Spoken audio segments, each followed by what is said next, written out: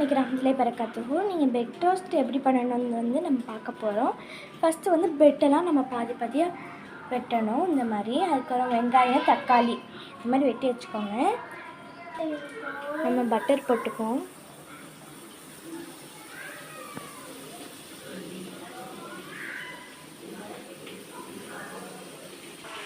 முட்டையை போட்டுக்கோங்க.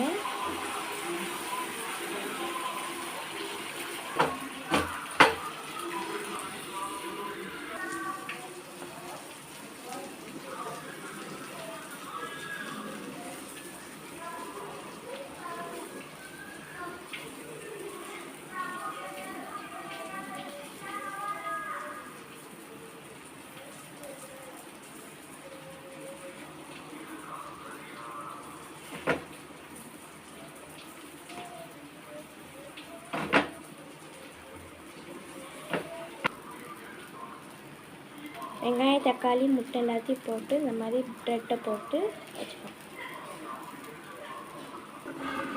இது கறி குழம்பு சாஸு. நம்ம திருப்பிடணும். சாஸ் இருந்தால் சாஸை போட்டுக்கலாம். பெட் ரோஸ்ட் ரெடி.